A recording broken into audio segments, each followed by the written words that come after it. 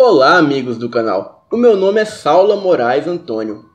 Moro em Curitiba, Paraná. Tenho 50 anos. Faz pouco tempo que ouço o canal, mas já estou adorando. Sempre gostei dos relatos sobrenaturais e filmes de terror. Pensei então em mandar alguns relatos que eu ouvia quando crianças contados pelos meus bisavós e avós. O meu avô, que se chamava Otávio, na década de 50, ele e mais 2 irmãos foram trabalhar no interior de São Paulo. Não me recordo o nome da cidade. Quando não tinha trabalho por aqui, eles se aventuravam em trabalhar em outros estados. Ele conta que estávamos eu, meu irmão José mais novo do que eu e meu irmão do meio, o Vitório. Tínhamos acabado os nossos contratos de trabalho e resolvemos que iríamos embora no dia seguinte. Mas para chegar até a cidade, onde íamos comprar a passagem de volta para Curitiba, Paraná, tínhamos mais ou menos uns 8 quilômetros para andar a pé, e já estava de tardinha. O meu irmão José ainda falou: não seria melhor a gente ir amanhã cedinho, pois aí pegamos o primeiro ônibus que vai para Curitiba. E naquela época, era poucos horários que tinham os ônibus. Aí então concordamos, e tínhamos que encontrar um lugar para passar a noite, já que no outro dia cedo tinha uma boa caminhada para chegar até a cidade. Mais adiante, avistamos um casebre de madeira, bem velho, e batemos e chamamos pelos moradores. Aí saiu um senhor e uma senhora de idade já bem avançada, e com eles uma moça. Nos apresentamos sendo trabalhadores, estávamos de passagem, mas como estava muito tarde, pedimos se eles nos dariam um abrigo por somente aquela noite, pois logo cedo sairíamos ao nosso destino. O casal, muito simpático, concordaram e nos fizeram entrar. Se desculparam que não tinha um quarto sobrando, sendo que a modesta casa só tinha 2 cômodos, uma cozinha e um quarto que ficava numa parte superior da casa. Então teríamos que dormir na cozinha mesmo. A moça fez a janta. Jantamos e logo eles nos deram boa noite e se recolheram para o único quarto da casa. Agradecemos e fomos nos virar por ali mesmo. Jogamos algumas das nossas roupas no chão e nos acomodamos para dormir. No meio da noite, acordamos assustados com latidos de cachorro que latiam e choravam de medo de alguma coisa. Lá fora, o barulho estava infernal, pois começamos a ouvir uivos e rosnado, que não eram de cachorro, parecia de um bicho bem maior. O pior, que eram tantos rosnados e uivos, e resolvemos sondar pelas frestas da parede. Quando eu e meus irmãos olhamos, dava para ver que eram não só um bicho, mas sim 3. Eles eram enormes, como se fossem lobos, e tinham o corpo repleto de pelos negros. E eles ficavam de pé cada vez que os cachorros chegavam mais perto. Ficamos com muito medo, e de repente chegaram perto da parede da casa. Eles começaram a arranhar a parede e grunhiam. Também começaram a arranhar as janelas e as portas. Meu irmão José, que andava armado, pegou seu revólver e ficou preparado, se caso alguma daquelas criaturas chegasse a entrar na casa. Aquilo ficaram horas nos perturbando, até que pararam e foram embora. Não conseguimos mais dormir, de tanto medo que passamos. Um pouco antes do amanhecer, escutamos no único quarto da sala barulhos, como se estivessem pulando a janela do lado de fora para dentro. Nos olhamos e ficamos esperando os donos da casa acordarem. Logo que amanheceu o dia, as 3 pessoas que moravam ali, pai, mãe e filha, vieram para a cozinha. E a moça logo foi fazendo fogo no fogão para o café. O senhor da casa nos perguntou se dormimos bem. E aí eu respondi que não. Contei toda a história para ele e perguntei se ele não tinha ouvido barulho durante a madrugada toda. Eles responderam que não, que dormiram tranquilamente. Então, tomamos o café que nos ofereceram, agradecemos novamente e saímos de lá o mais depressa possível. Meu avô e os seus irmãos ficaram muito desconfiados daquela família. Para eles, a família é que se transformavam em lobisomens. E quando estava amanhecendo, pularam a janela do quarto, voltando assim para dentro da casa, dando a impressão que eles não saíram de lá hora nenhuma. Bem, amigos do canal, esse é um dos relatos. Espero que gostem e ficarei feliz se vocês editassem. Muito obrigado e um grande abraço.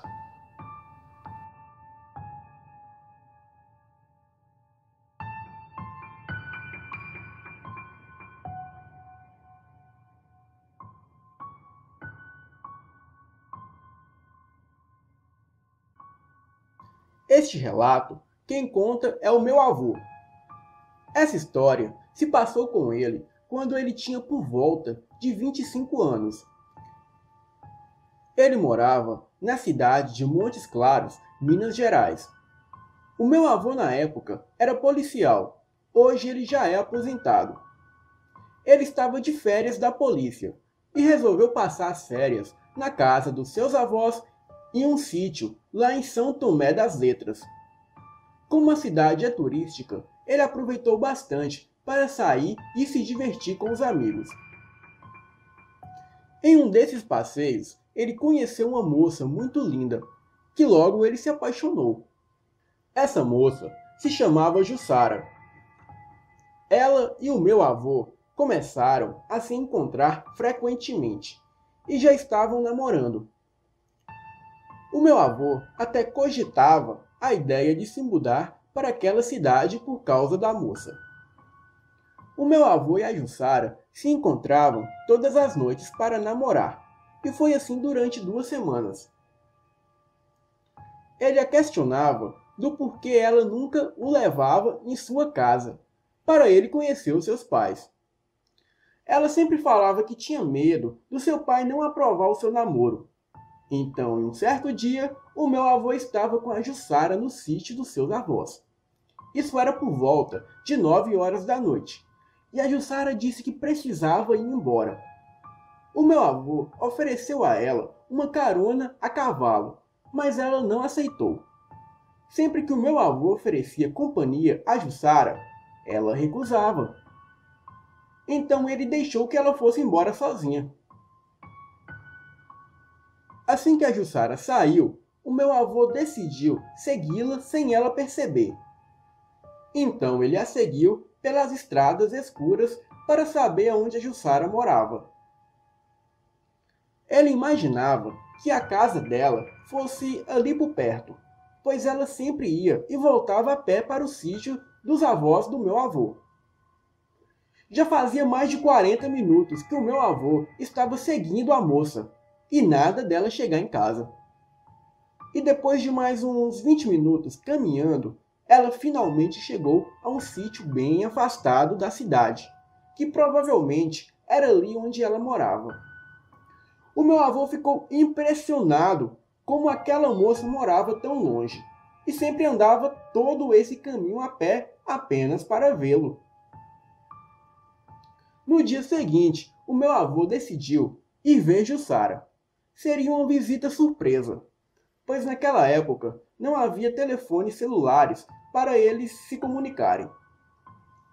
O meu avô pegou seu cavalo e por volta das 18 horas ele foi ver a moça. Assim que ele chegou no sítio, ele logo deu de cara com a Jussara na porta de casa. Quando ela viu o meu avô, ela ficou muito nervosa e pediu para o meu avô ir embora, pois ela não queria que o seu pai visse ele ali, pois ele poderia não gostar. Mas aí já era tarde. Logo o pai de Jussara saiu na porta e viu o meu avô ali. Ele logo perguntou ao meu avô o que ele queria com a sua filha.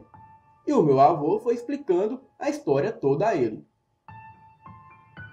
Logo o pai de Jussara virou para ela e disse: "Sua idiota! Já te falei quantas vezes que você não pode trazer ninguém aqui." E logo seu pai saiu do sítio e entrou no mato. O meu avô, como era daqueles policiais raiz, ele não tinha medo de ameaças de ninguém. Ele ficou ali, namorando a Jussara até as 22 horas. E nada do pai dela voltar. Meu avô logo se despediu da moça, pegou o cavalo e foi embora. Enquanto meu avô passava cavalgando pela estrada escura, ele começou a perceber o mato em sua volta se quebrando, como se alguma coisa estivesse o perseguindo. E logo seu cavalo começou a ficar muito agitado, como se estivesse vendo alguma coisa que o meu avô não via.